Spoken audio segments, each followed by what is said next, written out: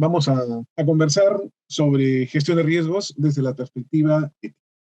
La estructura de la exposición va a tener básicamente dos grandes ámbitos, el tema de la ética y la gestión, y luego propiamente el aspecto de la gestión de riesgos, y dentro de la gestión de riesgos, cómo interviene los componentes éticos. Entonces vamos a comenzar a hablar acerca de la gestión en general. ¿Qué cosa es? Cuando hablamos de gestión no estamos hablando de administración, estamos hablando de un tipo de actividad humana que, digamos, se caracteriza básicamente por tres cosas, ¿no? Lo primero es que tiene la prioridad puesta en los resultados. Como decía Vince Lombardi, que era un coach de fútbol americano, ganar no es lo único, no es lo que más importa, ganar es lo único que importa, ¿no? La visión que tiene la gestión es que uno se establece una meta, que es una meta retadora, una meta compleja, difícil de alcanzar, y entonces se establece el objetivo y uno se dirige para conseguir y lograrlo. Entonces debe sacrificar un enorme esfuerzo, debe realizar una tarea muy intensa para alcanzar logros que son difíciles. Esa idea de alcanzar el logro es la idea de la gestión. La idea original de la administración era evitar el desperdicio de los recursos. La visión de la gestión va un poco más allá, es una especialización dentro, es una corriente que se ha vuelto hegemónica dentro del ámbito de la administración y su finalidad es alcanzar entonces los resultados. Para poder hacerlo necesita básicamente dos grandes conjuntos de recursos. El primero es el recurso humano, ¿no? Tú no puedes lograr las cosas difíciles si las haces solo. Buscas hacerlo como parte de un equipo. Entonces, aquí cobra una enorme importancia la motivación, la idea de liderazgo, la capacidad para influir en las personas y obtener de ellas lo mejor que tienen, y conseguir que las personas decidan poner el mayor de sus esfuerzos para alcanzar esta tarea que habíamos dicho que era una tarea compleja. En el ámbito de la administración, la atención del liderazgo es un elemento esencial de la teoría estándar de la gestión. Hay un ámbito, sin embargo, que suele estar desatendido y también es importante, y a mi juicio es probablemente incluso más importante, que es la idea del seguidorazgo. Cuando uno piensa en Napoleón, uno dice, bueno, pero qué tal, qué general tan exitoso, qué tipo no tan talentoso, era un genio militar y además un genio en la vida política, ¿no? Sí, bueno, es muy interesante la vida de Napoleón, pero uno se pregunta, ¿qué tiene Napoleón que hizo que las personas se dieran su libertad y su bienestar para seguirlo a él, que provocaba millones de muertes en sus guerras? ¿Qué es lo que hace que una persona sea un seguidor? Entender el fenómeno de la motivación de la persona, lo que hay dentro de la persona que está dispuesta a seguir a un líder, yo creo que ese es el gran el kit del asunto cuando estamos hablando del ámbito de la gestión y del liderazgo. No es importante que sea una persona líder, lo que es importante es saber por qué otras personas lo van a considerar líder a él. Pero bueno, entonces, en el ámbito de la gestión hay dos elementos que son fundamentales. Uno era el elemento humano. El segundo es la gestión de los procesos. Las cosas que nosotros hacemos, las hacemos de una forma metódica. Diseñamos las tareas de tal manera que alcancen su máxima productividad y su máxima eficacia. ¿Cómo lo hacemos? Lo hacemos haciendo uso intensivo de la ciencia y de la tecnología. ¿Por qué de la ciencia? Porque es la que nos dice cómo funciona el mundo y cómo deberíamos hacer las cosas. Y el uso de la tecnología, ¿por qué es importante? Porque reduce costos. Y las tareas que son complejas y son difíciles de alcanzar, normalmente requieren que nosotros pongamos, que usemos los recursos de la mayor eficiencia posible, justamente para poder alcanzar nuestras metas. Una vez que nosotros hemos diseñado los procesos y hemos desarrollado las actividades, la gestión requiere también que midamos los resultados. ¿Para qué? Para poder contrastar si es que efectivamente las tareas que hemos hecho han logrado los resultados que nosotros habíamos diseñado. Si existe esta identidad entre resultados y objetivos, diremos, esta es una gestión exitosa. Muy bien, eso es lo que tiene que ver con gestión. Pues bien, para hablar de ética, nosotros vamos a fundarnos en, digamos, la versión de ética que tiene la doctrina universal de los derechos humanos, ¿no? Habíamos conversado en sesiones anteriores que la dignidad tenía un origen religioso, era el equivalente de la chispa divina, la chispa de Dios que todos tenemos dentro. Había una concepción muy compleja en torno a la idea del alma y la conciencia. Pero luego, cuando el mundo ha ido cambiando y ha ido perdiendo el componente religioso y hemos entrado en una dinámica en la que tenemos que generar una ética compartida que no dependa de una misma creencia religiosa, porque ahora o algunos no tienen religiones, a algunos no les preocupa el problema, o sea, son ateos o son agnósticos, o son religiosos, pero religiosos de una enorme variedad de creencias distintas. ¿Cómo hacemos para compartir un mundo donde las creencias religiosas y los sistemas morales son distintos?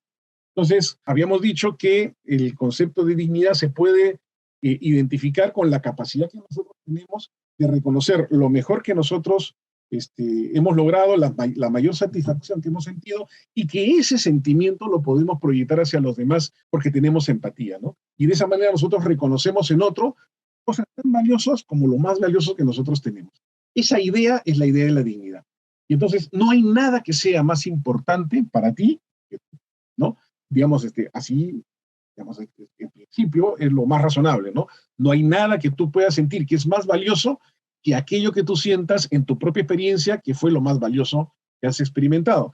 Y eso que es lo más valioso que has experimentado, lo puedes reconocer en los demás. Entonces, el valor de la vida y del ser humano es un valor virtualmente infinito. Sobre esta idea es que Kant decía, las personas son un fin en sí mismas, ¿no? El valor de la dignidad es un valor ilimitado, no hay nada que sea más valioso que la dignidad humana. Y entonces las personas no necesitan justificación para existir, ellas están ahí y ya está, ¿no? La idea, Aristóteles decía, ¿no? Las personas no necesitan justificación, pero sí necesitan justificación las acciones sociales. Las acciones sociales, es decir, una cosa es que tú existas y por el hecho mero de existir tienes un conjunto de atribuciones que todos te tenemos que respetar. Si tú estás vivo y tú continúes viviendo, es lo menos que nosotros debemos asegurarnos, ¿no? Es un reconocimiento de tus derechos. La persona no necesita justificación, pero las actividades que realizan las personas sí necesitan justificación, sí son susceptibles de cuestionamiento, ¿no? ¿Qué cosa es esta idea de la justificación? Nosotros tenemos que hacer cosas que los demás sientan que son actividades que deberían realizarse. Tienen legitimidad, es decir, reconocimiento por parte de los demás y un respaldo social a su existencia. Entonces, lo que decía Aristóteles es que todas las cosas todo lo que ocurre porque tiene un fin interno, una razón de ser por la cual este hecho existe, ¿no? Entonces llegaba al punto de que decía, una piedra cae porque la finalidad de la piedra es caer hacia el suelo. Pero en general, digamos, tú haces mezclas harina con agua, con sal, la metes al horno, sale pan de ahí. ¿Por qué lo hiciste? Bueno, lo hiciste porque lo que quería hacer el pan. Las actividades tienen un fin interno que refine su razón de ser y a eso lo llama él teleología. Por ejemplo, los servicios de salud tienen por finalidad preservar la vida y el bienestar de la población. ¿Ustedes considerarían que es una actividad valiosa? Sin duda que sí. Por lo tanto, merece seguir desarrollando. Tiene respaldo social a su realización. Es un fin interno. Entonces, la legitimidad brinda reconocimiento y respaldo a las actividades sociales y dependen del fin interno que las distingue una actividad de otra de acuerdo a la razón de ser, a su teleología. Entonces, nosotros diremos, no es lo mismo ser profesor que ser médico. Ser médico tiene un fin interno, ser profesor tiene otro fin interno, pero ambos fines son legítimos socialmente. Entonces, ¿de qué depende el respaldo social? Depende de dos cosas, que el fin interno que distingue esta actividad sea legítimo y que además alcance su eficacia, es decir, se haga realidad. Tú te preguntas, ¿para qué sirve? Ah, sirve para eso. ¿A qué bien? A ver, pues que sirva, ¿no? Hay que verificar que efectivamente está sirviendo. Y entonces, claro, las actividades morales, las actividades sociales se prestan para el juicio moral. Pueden ser aceptadas o rechazadas. Pueden ser calificadas de legítimas, de improductivas, de ineficientes, de obsoletas. Tú puedes decir, el fin es legítimo, pero nos cuesta demasiado. Entonces yo cuestiono la legitimidad porque en realidad con los recursos que nos consume esta actividad podríamos hacer otras cosas de igual valor, ¿no? Entonces está en el ámbito de la vivencia moral. Los fines internos determinan la legitimidad. Pues bien, resulta que además algunas actividades son legítimas, por ejemplo, el ámbito de la salud, las personas no necesitan justificación, pero sí las acciones sociales. Y cuando hablaba de la legitimidad, decía que las actividades dependen de su fin interno para distinguirlas y alcanzar eficacia. Entonces, así como hay actividades que son distintas, como ser médico, ser profesor, y tienen una legitimidad, cada uno por aquello que las distingue, el hecho de que se realicen en sociedad genera productos que son comunes a todas las actividades, aunque, digamos, la cantidad de productos complementarios externos que generan se diferencian. ¿Y cuáles son estos elementos que son comunes a todas las actividades? De acuerdo a McKinray, que es una autora, lo que ella dice es que las actividades internas varían de acuerdo a su finalidad, pero todas ellas tienen en común que proporcionan a quienes las practican poder, prestigio y dinero. Habrá una magnitud de poder diferenciado de acuerdo a las actividades que realizas. Habrá una magnitud de prestigio diferenciado de acuerdo a las actividades que realizas y habrá una magnitud de dinero que tú adquieres de acuerdo a las actividades que realizas. Pero todas estas actividades generan tanto el fin interno, tienen un fin interno y también tienen un fin externo, porque a través de las cosas que tú tienes mediante esta actividad es que logras otras cosas también muy importantes, pero que no eran la razón de ser. Entonces, el médico gana dinero siendo médico, tiene una remuneración siendo médico, pero él no fue médico con el objetivo de ganar dinero. Esa es una consecuencia del hecho que está atendiendo la salud. Por ese motivo, si es que un médico, en lugar de atender la salud, se dedica exclusivamente a ganar dinero desatendiendo la salud, si dice, por ejemplo, que hay agua racimada que te protege del cáncer, ya, si eres una persona que utilizas la finalidad interna con el objetivo de ganar exclusivamente los fines externos, entonces estás traicionando el acuerdo social. No le estás dando a cada uno lo que le corresponde, estás violando la ética. Bien, entonces, sobre esta base, llegamos a la idea esta del prestigio, del poder y del dinero. Este es el estado del arte, digamos, de las ciencias sociales, ¿no? En el ámbito económico, desde la época de Adam Smith, se dijo que las empresas tienen un objetivo, lucrar. La idea de Adam Smith era bastante más complejo que solamente decir, bueno, quieren ganar dinero. No, había algo mucho más profundo en esta idea, ¿no? La idea es que en un mercado donde cada uno elige dónde pone la plata para adquirir las cosas que considera valiosas, cuando compra una cosa y no otra, es porque él subjetivamente está pensando, esto que estoy comprando produce más valor que esto otro. Yo podría comprar, qué sé yo, un anillo de oro o podría comprar pues una bicicleta para mi hijo. O sea, yo le compro la bicicleta a mi hijo porque yo siento que eso tiene más valor, va a generar mayor felicidad, yo me voy a sentir más próximo a la finalidad, a mis fines de vida que comprando un anillo de oro. Y entonces, si aquellas personas que venden bicicletas me las venden, están generando bienestar en el mundo. Y si yo lucro, lo que estoy teniendo éxito porque estoy satisfaciendo necesidades. Esa era la idea que estaba detrás de la idea de Adam Smith. Mark Moore, por su lado, es un teórico, digamos, un profesor de gestión pública en Harvard, él lo que decía es que las organizaciones estatales se crean porque su objetivo es crear valor público, es brindar servicios que solucionan problemas en la vida de la comunidad. Y entonces, lo que estamos encontrando acá, en el caso de Mark Moore y de Adam Smith, es que cuando Adam Smith está diciendo el objetivo de las empresas, está pensando en los fines externos. Cuando Mark Moore está pensando en los objetivos del Estado, está pensando en los fines internos. Hay algo hay una discordancia acá. Si nosotros pensamos que la razón de ser de las empresas es el fin interno, entonces, digamos, si las actividades sociales que realizamos tienen por finalidad los fines internos, entonces las empresas no deberían ser solamente, su objetivo no debería ser el objetivo de lucro, a pesar de que eso es lo que nos dice el estado del arte más difundido dentro de la población.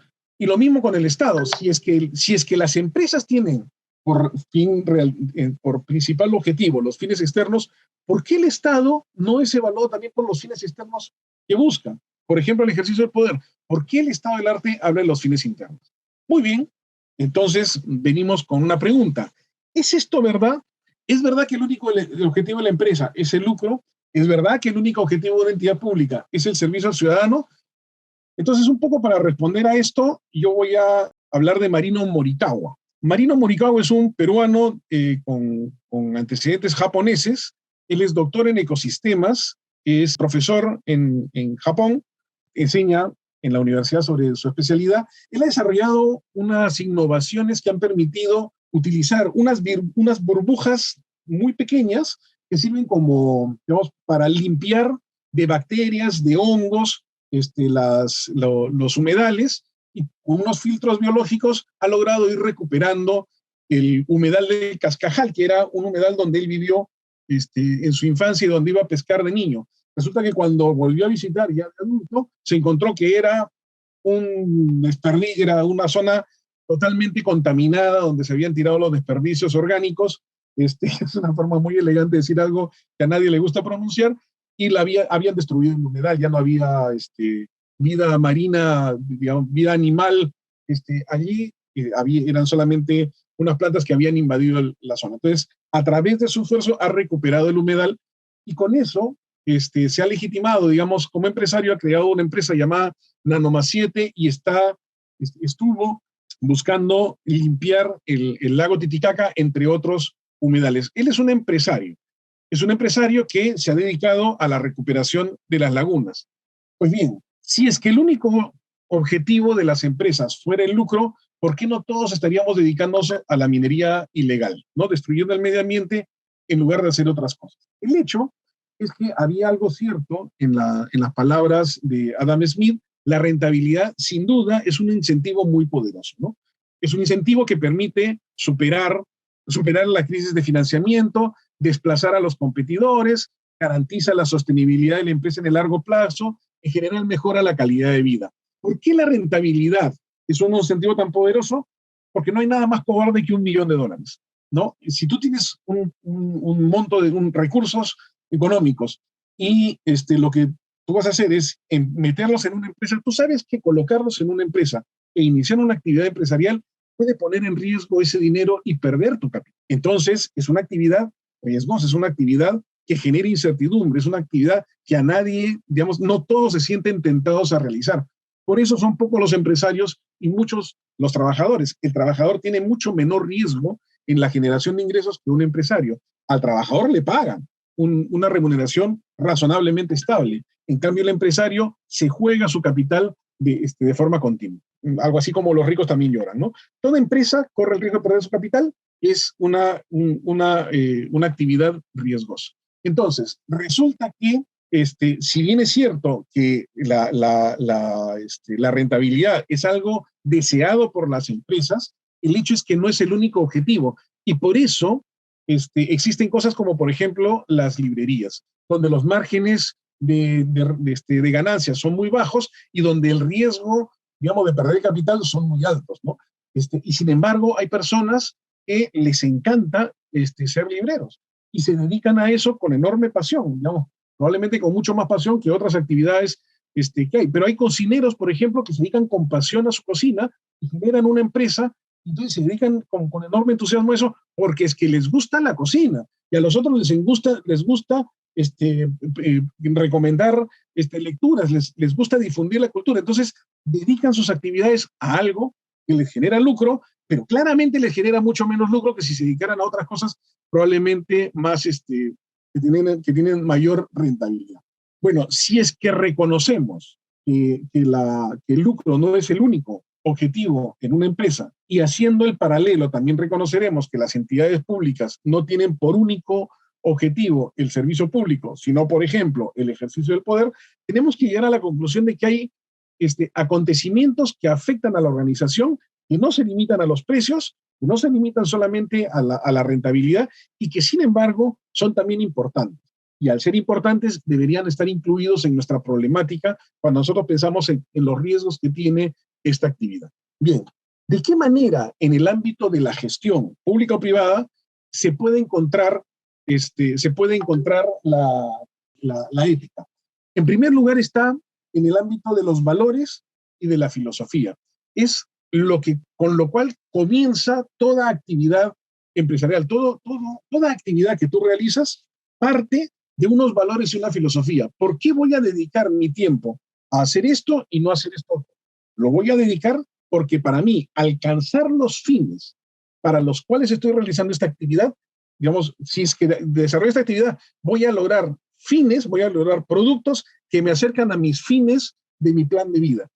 Yo solamente voy a dedicar los esfuerzos que tengo si es que haciendo algo me sirve a mí de alguna manera. Entonces, los valores personales influyen en la base misma del comienzo con lo cual yo voy a desarrollar mis actividades. Entonces, los valores y la filosofía de una organización están en la base mismo, en el comienzo de la gestión. Con esto comienza todo. Y eso está en el ámbito netamente de la ética. Por ejemplo, un médico dice, ya, yo voy a dedicarme a la medicina. Sí, pero esta medicina a la que te vas a dedicar, ¿cómo va a ser? Ah, de acuerdo al juramento hipocrático, donde establezco cuáles son los valores que yo como médico voy a tener. Entonces, en la medida en que yo he jurado que voy a proteger la vida y no voy a producir la muerte y voy a defender la vida y el bienestar, entonces me dedico a la salud.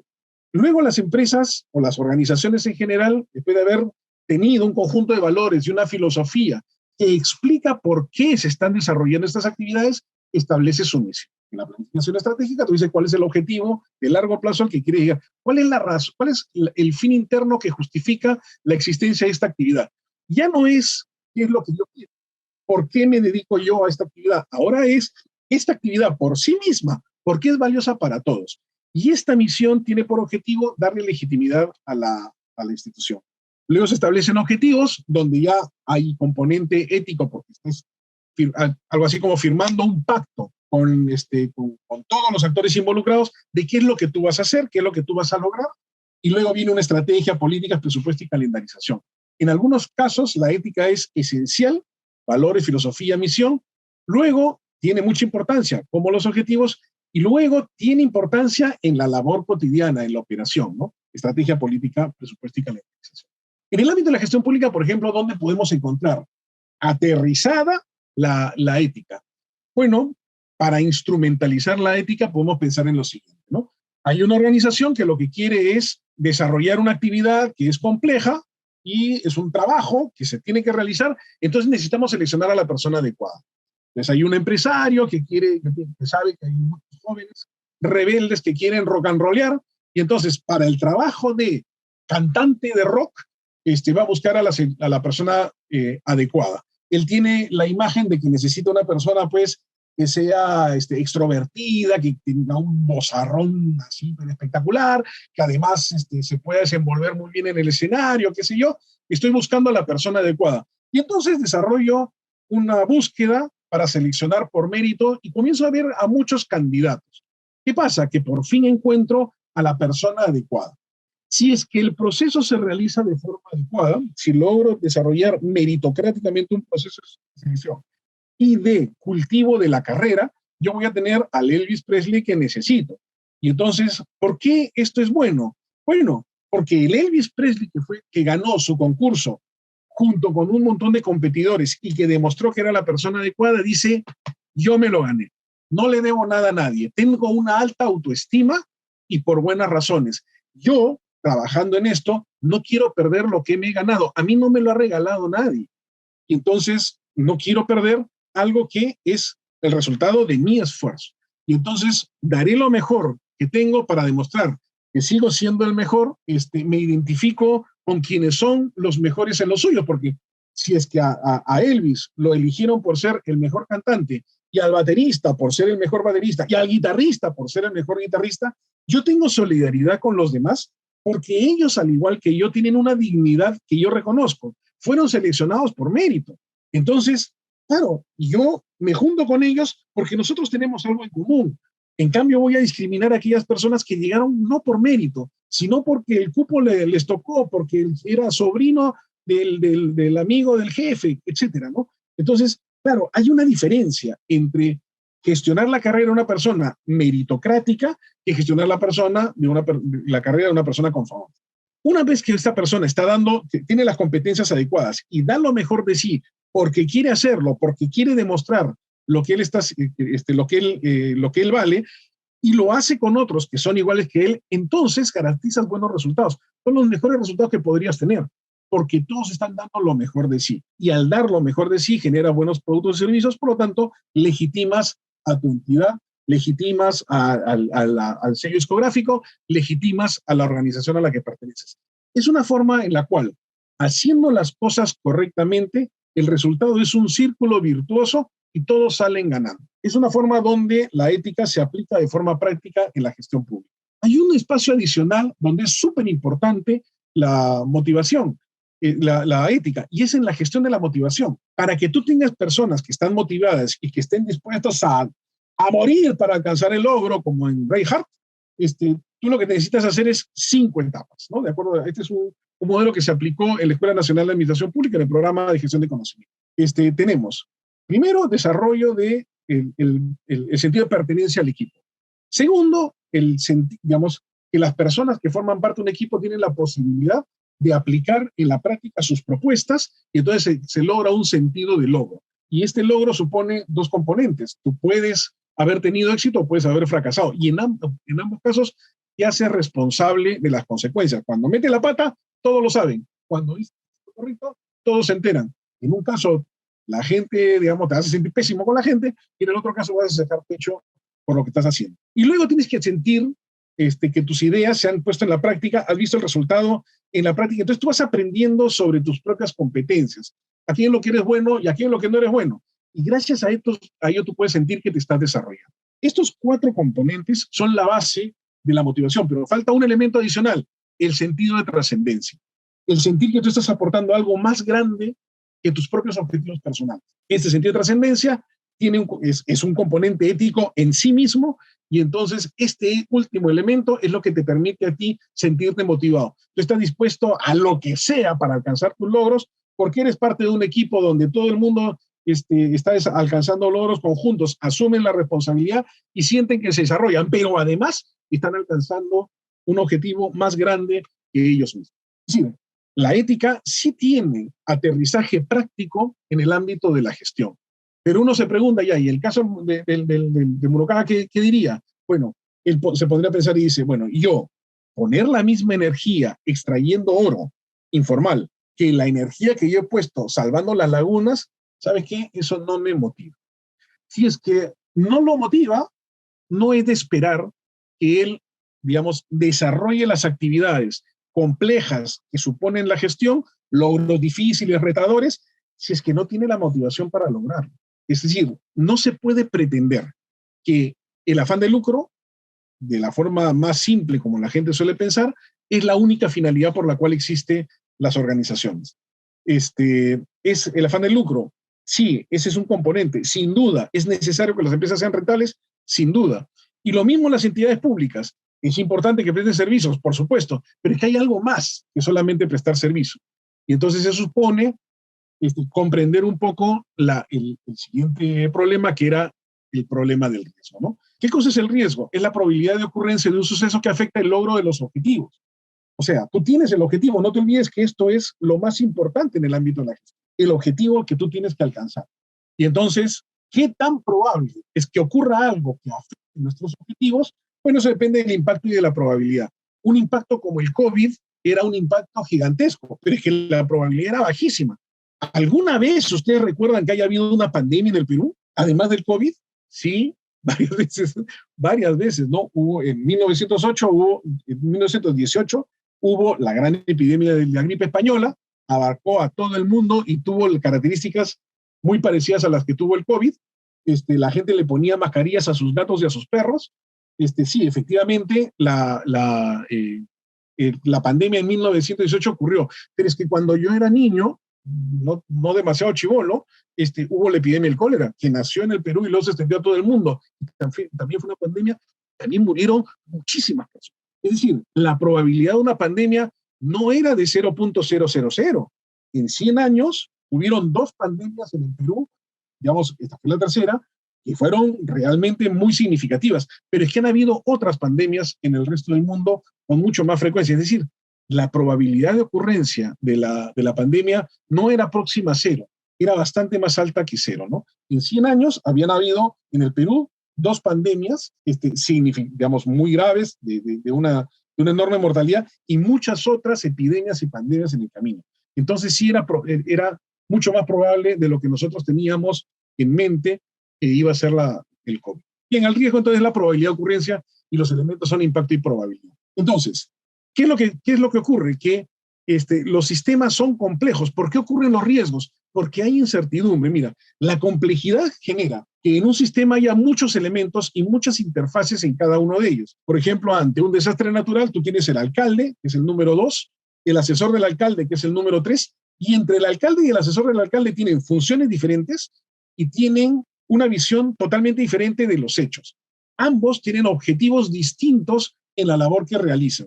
Pero además de los dos, que son los actores públicos que van a afrontar el desastre, tú tienes al líder comunitario, el número 4, y tienes a la población afectada, el número 6, y además tienes a los técnicos que van a recabar información para la toma de decisiones, el número 1, y finalmente a los observadores externos, por ejemplo, los periodistas, en el número 5. Cada uno de estos 6 personajes o grupos de personajes tienen sus propios objetivos, sus propias demandas, sus propias necesidades. Cada uno actúa de forma distinta, cada uno tiene un diverso nivel de análisis, cada uno tiene un diverso nivel de decisión, cada uno va a encontrar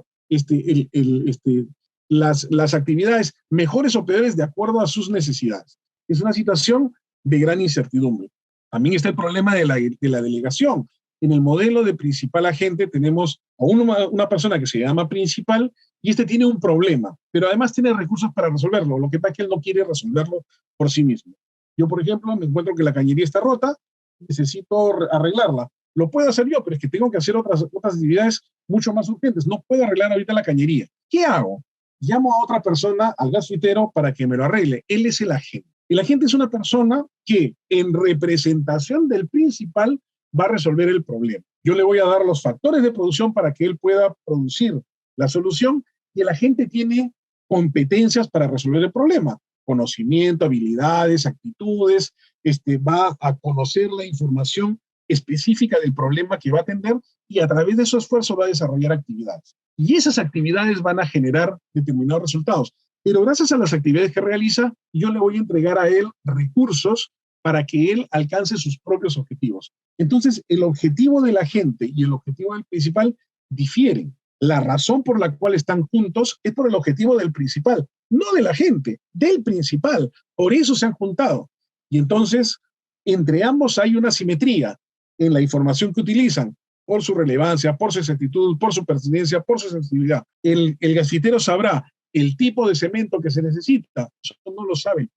Pero el principal lo único que necesita es que no se vuelva a malograr la cañería. Entonces, ambos se unen para desarrollar actividades en conjunto que sean beneficiosas para el objetivo de la gente. Pero la gente para el objetivo principal, pero el principal nunca estará seguro de las cosas que se están haciendo se hacen de la forma correcta.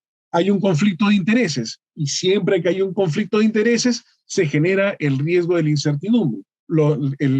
Cuando hay un conflicto de intereses, puede ser porque hay efectivamente un conflicto de intereses, porque podría haberlo o porque parece que lo hay. Y en los 3 casos, el conflicto de intereses se vuelve una situación de riesgo. ¿Por qué? Porque si él tiene intereses en conflicto, efectivamente hay riesgos de que utilice las cosas en favor suyo y no en favor de los demás. Podría tener conflicto de intereses, entonces tú no sabes si lo tiene o no lo tiene. Hay un riesgo, hay una probabilidad de que efectivamente los tenga. Y si es que parece tenerlo, bueno, si parece tenerlo, afecta la legitimidad de las actividades que realiza. En cualquiera de los 3 temas afecta un objetivo importante de las actividades. Finalmente, todos estos elementos concluyen en incertidumbre por la complejidad de la tarea, por el conflicto de intereses, porque la innovación técnica cambia las condiciones. Ahora, por ejemplo, están vendiendo unos lentes para lectura que cuestan baratísimos, es algo de, no sé si son 10 o 15 soles. Está cambiando el mercado de los lentes. Y la innovación tecnológica entonces genera riesgos para las empresas dedicadas a la comercialización de lentes, ¿no? Luego, los fenómenos que ocurren más allá de nuestras fronteras, que nosotros no teníamos ni idea que podía ocurrir. Una guerra en Ucrania que eleva los precios del combustible, por ejemplo. En general, la incertidumbre es nociva, eso lo hemos venido repitiendo a lo largo de estas sesiones, y la conducta predecible es beneficiosa. Entonces, el riesgo es un factor de distorsión que pone en peligro. El riesgo que supone lo inesperado nos obliga a actuar. ¿Qué cosa es el peligro? El peligro es cualquier daño potencial que ponga en riesgo el logro de los objetivos. Lo importante en la gestión son los objetivos, y entonces el peligro en el que estamos pensando es el peligro vinculado con el logro de objetivos. Y el control serán las medidas que nosotros desarrollamos para incrementar la probabilidad de alcanzar logros. Dependiendo de las actividades y de tu margen de resistencia al riesgo, es que tú actuarás de una forma diferente. Por eso los buzos usan equipos diferentes de acuerdo a las actividades que realizan. Podrá usar una escafandra o podrá colocarse solamente unos lentes para nadar o algún punto intermedio. Vamos a hablar de un caso concreto, que es el caso del Ford Pinto. El Ford Pinto era un automóvil de estos que llaman compactos, ¿no? Es un automóvil, digamos, para paseo, que usaban las familias, que desarrolló la industria Ford para competir con los japoneses, ¿no? El proyecto se hizo de una forma muy acelerada y se redujo a la mitad del tiempo el desarrollo del producto. Duró solamente 9 años, porque el año 1980 lo cambiaron el Pinto por el Escort. Se produjeron 3 millones de unidades, fue un gran éxito. El costo de introducción fue de $2.440. ¿Qué fue lo que ocurrió? Que 2 años después de haberlo introducido descubrieron que estaban habiendo muchas explosiones de Ford. Los Pintos estaban estallando en caso de accidente. Cuando había un carro que venía por atrás a 45 kilómetros por hora, chocaba contra el carro, desactivaba el tubo de alimentación del combustible, se derramaba el combustible y podía explotar. Entonces, los de la Ford se reunieron y 2 ingenieros analizaron el tema. Concluyeron lo siguiente: si es que para arreglarlo lo que necesitamos es una placa que cuesta $11. Y entonces, arreglar todos los carros Pinto, con la placa esta de plástico, costaría $137 millones. Pero no hacerlo, y suponiendo que van a haber 180 personas muertas, cuesta $49 millones. Entonces ellos dijeron, si es que lo arreglamos, 137, si es que no lo arreglamos, 49 millones. Decidieron no hacer nada y ahorrarse $88 millones. Esta situación, digamos, a todas luces, es una situación absolutamente contraria a la ética. Es evidente que es una situación inaceptable que por ahorrarse $88 millones hayan puesto en peligro la vida de 180 personas, que en realidad son cerca de 500 que murieron por accidentes, ¿no? Pero el segundo problema, porque esto está claro, que se trata de una barbaridad lo que ocurrió, la segunda cosa que tenemos que preguntarnos es, ¿cuánto debieron haber pagado para salvar la vida de las personas? Digamos, 88 millones era aceptable para 180 muertes, 88 era aceptable para 18 muertes, 88 millones es aceptable para evitar una muerte. Desde el punto de vista de la ética, ¿cuánto vale la vida humana? ¿88 millones? No, la vida humana vale infinito. La vida humana es lo más importante que hay. La dignidad humana supone que no existe forma de valorar lo que vale una vida humana. Entonces, el primer problema era que la gente al momento de comprar el Ford Pinto debieron haberle dicho, oye, ¿tú quieres comprarte el Ford Pinto a 2.442 y terminar calcinado o pagar $11 más y sobrevivir en caso de accidente? Eso debieron haber hecho. No lo hicieron, el resultado fue una catástrofe. Pero ¿cuánto vale al final el costo de la seguridad? Resulta que cuando hablamos de gestión, tenemos que reconocer que, digamos, es imposible evitar los riesgos. ¿Tú puedes morir atropellado saliendo de tu casa? Sí, en el momento en que salgas de tu casa, sin querer, puedes morir atropellado. Te puede caer un rayo, te puede caer un meteorito. En general, la eficacia de los controles nunca va a ser suficiente para evitar todos los riesgos. Tenemos que encontrar un punto medio. Pero lo que está claro es que la ausencia y el exceso de controles son ambos ineficaces. Ni tanto que congelen, ni tampoco que congelen tanto que quemen, ¿no es cierto? La idea es encontrar un punto medio. Y ese límite, ese punto medio, lo establece tu grado de aversión al riesgo en la actividad. Es decir, no es lo mismo la percepción de riesgos de una maestra de nido que de un operador en la bolsa de valores. Ambos tienen aversiones a riesgos distintas. Y entonces cada uno de ellos tendrá un esquema para afrontar los riesgos también diferente. Para afrontar los riesgos, entonces, tendremos que ver el esquema de incentivos y cómo gestionarlos. Si es que sabemos de la forma más simple que las principales bases de nuestras decisiones se refieren a la aversión al dolor, a la atracción al placer, a la vergüenza, a la convicción y a la responsabilidad. Son 5 elementos que configuran la forma como nosotros tomamos decisiones, y esto me estoy refiriendo a la sesión del primer día. Encontraremos lo siguiente, ¿no? Para la aversión al dolor, ¿cómo hacemos para gestionar los incentivos? La estrategia será incrementar los costos de las conductas indeseables. Es decir, generamos dolor si haces algo que está mal. Por ejemplo, te ponemos una sanción. Atracción al placer, incrementamos los beneficios por conducta deseable. Te premiaremos con un aplauso público por un logro que hayas realizado. Activar el poder de la vergüenza, bueno, incrementamos la transparencia y te obligamos a ti a rendir cuentas acerca de lo que estás haciendo. Incrementar la convicción, mediante la formación, capacitación y educación continua. Incrementar la responsabilidad mediante la suscripción de un compromiso donde tú pones tu nombre y dices, yo soy el que lo está haciendo. En general, la gestión de riesgos logra conductas virtuosas porque permite la predictibilidad de las conductas, el cumplimiento de los acuerdos de manera que cada quien, de que se le dé a cada quien lo que le corresponde, creación de valor público, que era la razón por la cual existe el Estado, la debida diligencia en la actividad por medio de la cual el agente cumple fielmente el encargo del principal, y finalmente eficiencia para que no se desperdicien los recursos y haya más recursos para más necesidades. Entonces, si es que la gestión de riesgos es una buena idea, hay que ponerla en práctica. Hay 3 etapas para la gestión de riesgos. La primera es la priorización. Lo que tenemos que hacer es identificar qué es aquello que vamos nosotros a atender. ¿Cuáles son las actividades que nosotros vamos a analizar para identificar los riesgos? Y entonces, ¿cómo las identificas? Bueno, preocúpate cuál es el historial de riesgos que has detectado en tu historia de actividades, cuáles son aquellas que tienen mayores incentivos perversos que tú has detectado ya a través de la experiencia, cuáles son las que mayor valor público crean, cuáles son, sobre todo en el caso del Estado, y cuáles son las que crean mayores recursos, sobre todo en el sector privado.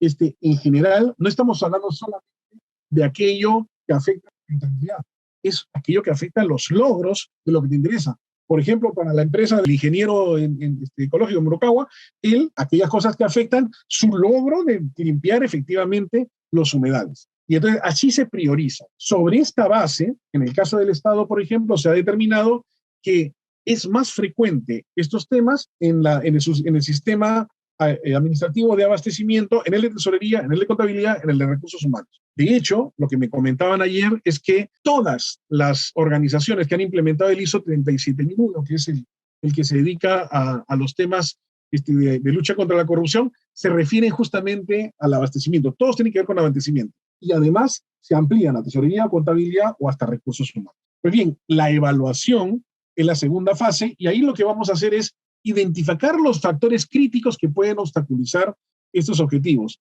Por ejemplo, la calidad de los resultados, la oportunidad de los resultados, la cantidad de resultados, la eficiencia de los resultados, cuántos recursos estás invirtiendo, y a partir de ahí tú evalúas con qué frecuencia ocurren y qué tanto afecta lo que ocurre.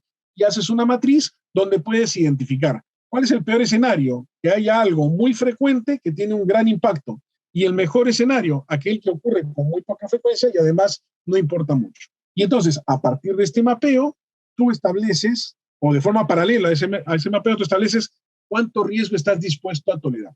¿En qué momento vas a implementar una medida de control? ¿Por qué? Porque si pones demasiados controles, eres ineficiente. Si pones muy pocos, también eres ineficiente.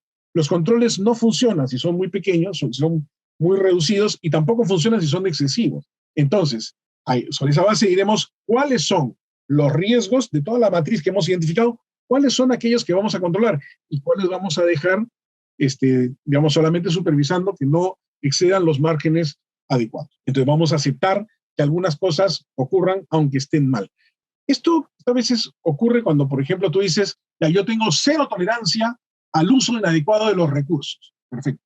Entonces, a mí me entregan un celular en la oficina, y yo tengo este celular, es un celular inteligente, mejor que el que yo tengo, el que yo me compré a mí. Entonces, con este celular, yo lo llevo en la noche al carro cuando regreso de la oficina, y bajándome del carro se me cae algo dentro del carro. Y entonces prendo la luz del celular y busco para encontrar qué es lo que se me ha caído. ¿Estoy utilizando un recurso público para un fin privado? Sí.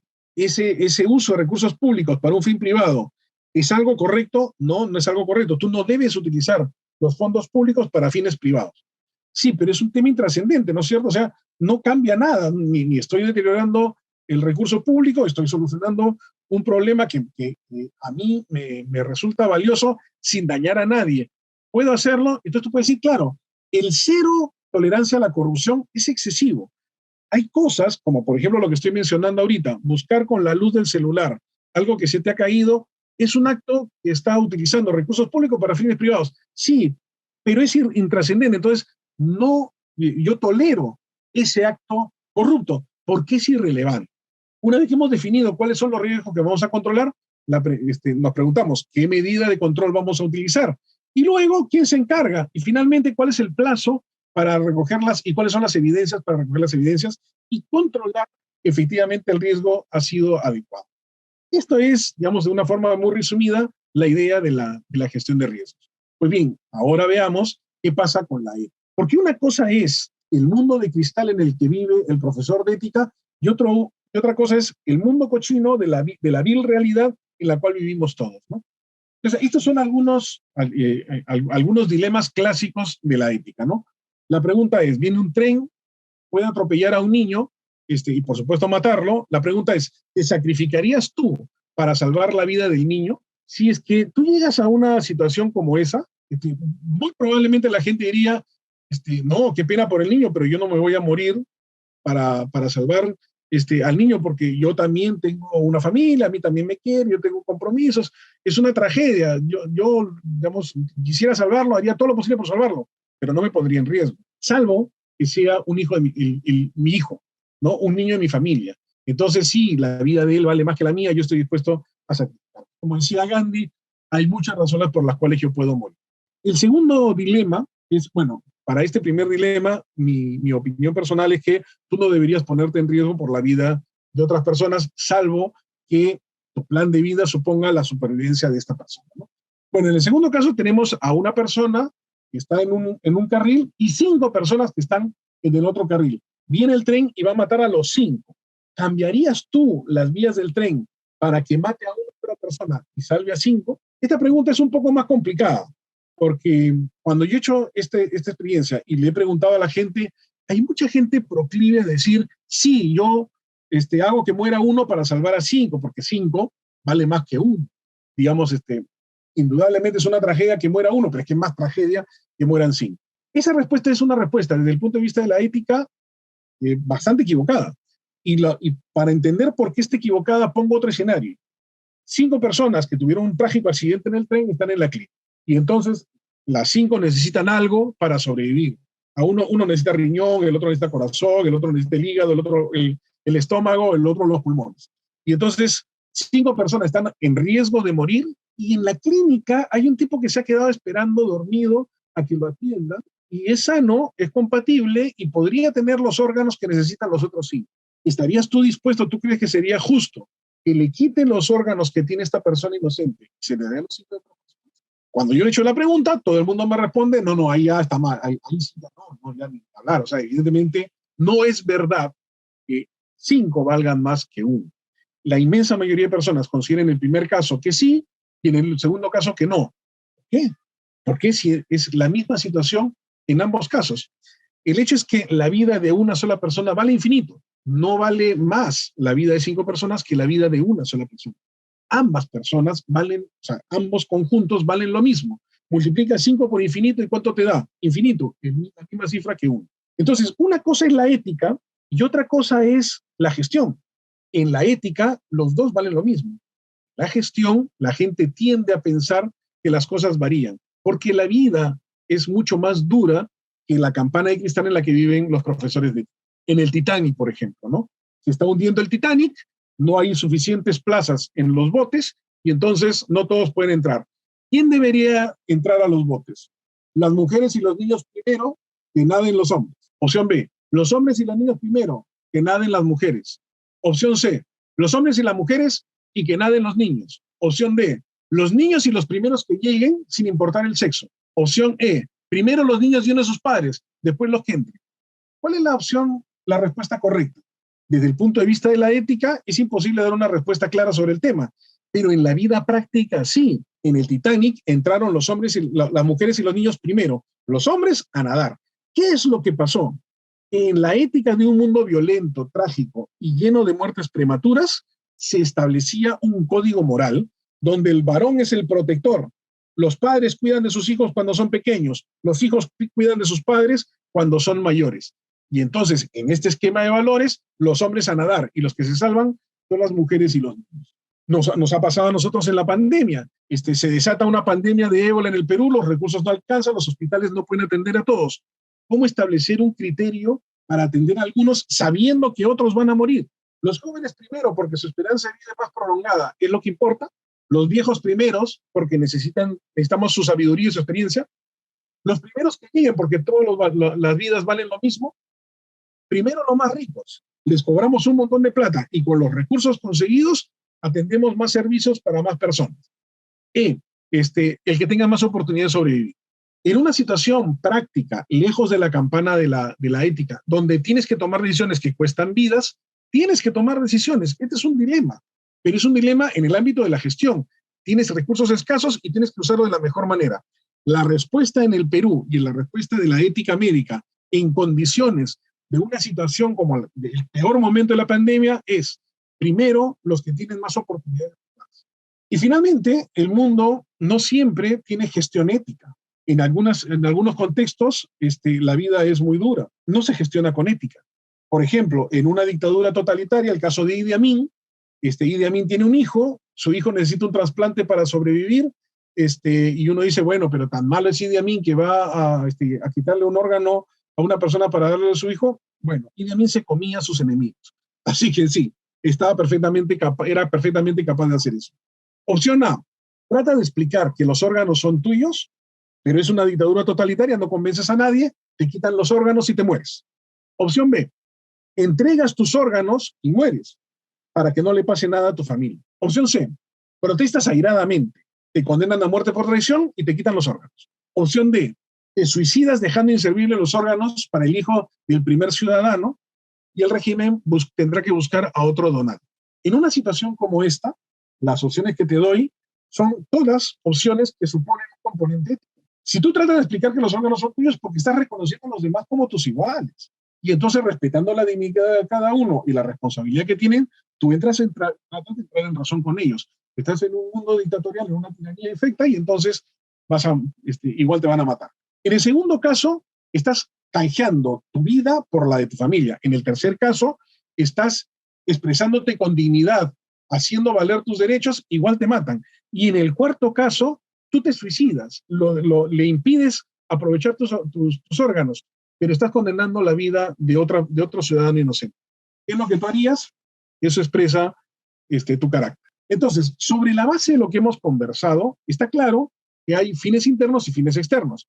Y el fin interno, la legitimidad, está sobre la base. En las actividades tenemos una legitimidad en los fines internos y en la eficacia en el logro. Resulta que, aunque haya mucha eficacia por parte de muchos actores, algunos son más eficientes que otros. Entonces, por ejemplo, entre la NASA y el SpaceX, que es la empresa de este ricachón que ha comprado Twitter, ¿no? Elon Musk, ¿no? Tienes NASA y la empresa de SpaceX. A la NASA le cuesta $54 millones elevar 1 kilo al espacio, y a la empresa SpaceX le cuesta 2.720. Con lo que le cuesta a la NASA puede elevar 1 kilo de azúcar, con el mismo monto SpaceX puede elevar 20 kilos de azúcar, o 10 kilos de azúcar y además café orgánico, inorgánico y además agua e Inca Kola. Es decir, hay empresas privadas que son más eficientes que las entidades públicas. Por ejemplo, SpaceX y la NASA. No siempre. Algunas empresas son menos eficientes que el Estado. Pero una empresa bien gestionada típicamente es más eficiente que el Estado porque tiene cálculo económico y el Estado. Entonces, supongamos que la NASA y el Perú tienen más o menos la misma eficiencia en el gasto. Si es que hay empresas privadas que tienen más eficiencia y el Estado tiene menos eficiencia, ambas necesitan dinero. Y entonces los jubilados de Bélgica tienen plata para entregar. La pregunta es, ¿a quién le van a prestar el dinero? ¿A SpaceX o al Perú? Entonces ellos están dispuestos a prestarlo por una tasa de interés. Le prestará más a aquel que es más confiable para pagar el crédito. Y solamente le va a prestar al que tiene menos eficiencia si es que él le paga más por el préstamo, le paga una tasa de interés mayor. Entonces, no es lo mismo.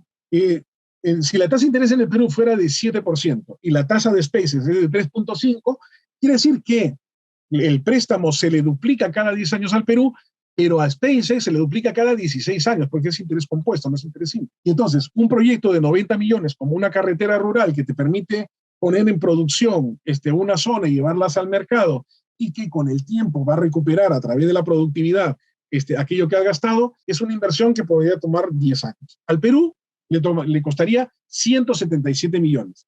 O sea, los 90 millones más los intereses, 177 millones. Pero a SpaceX o a una empresa similar le costaría, con una tasa de interés de 3.5, solamente 133 millones.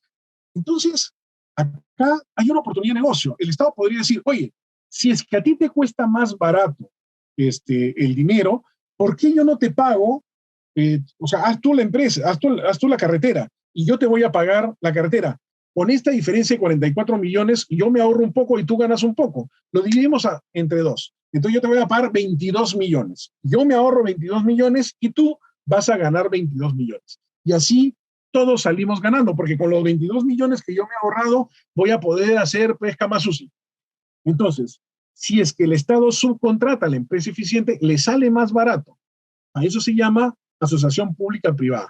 Es un modelo de negocio por medio del cual el Estado puede ahorrar y las empresas pueden lucrar, y los dos salen ganando.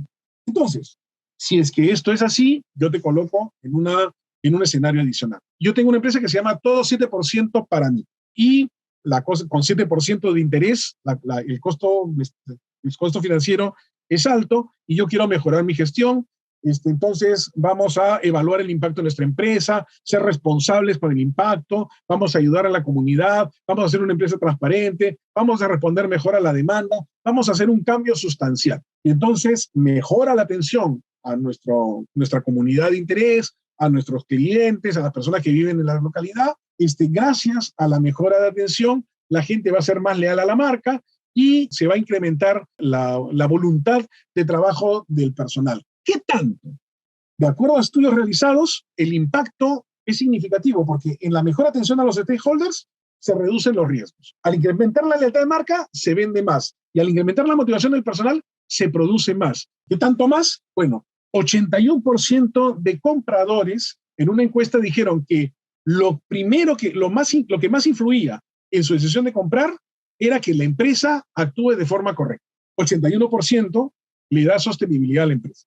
Hubo un 160% de preferencia en las compras a las empresas socialmente responsables.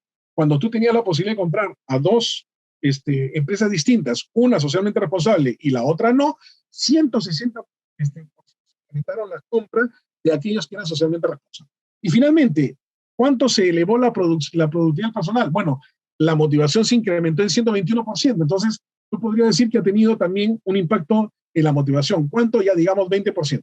Entonces, tú tienes 80% de personas que tienen voluntad de comprarte. El incremento de las ventas es del 60% por encima de lo que tenías antes. Y además te ahorras un 20% por incremento de productividad. Entonces, tienes más sostenibilidad, más ventas, menos productividad, tienes ahorro financiero porque ahora el 7% se puede reducir, tu tasa de interés porque ahora tienes más capacidad de pago, vendes más, entonces tienes más ingresos, además la productividad se incrementa, entonces tienes menos costos. El resultado es que la empresa cambia completamente y de llamarse Todo 7% para mí ahora se llama Todo para ti y tiene una tasa de financiamiento del 3.5. En un proyecto de 10 años, si la empresa tenía una inversión de 90 millones de dólares, ha tenido un ahorro de 44 millones de dólares, más lo que vendió, el 60% de mayores ventas, menos el 20% de menores costos.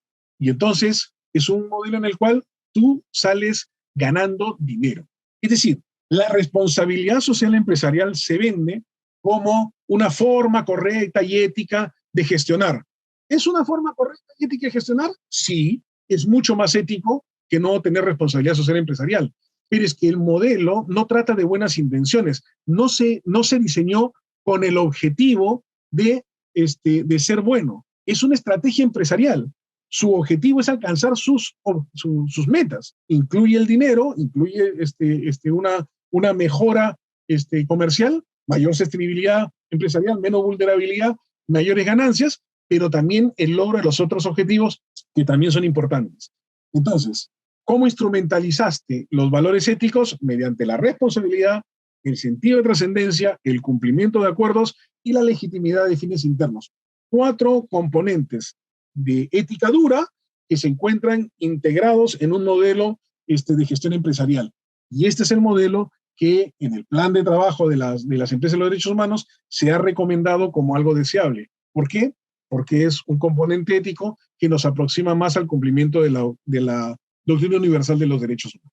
Bien, eso era lo que quería conversar con ustedes. Siempre con el pueblo. Gobierno del Perú.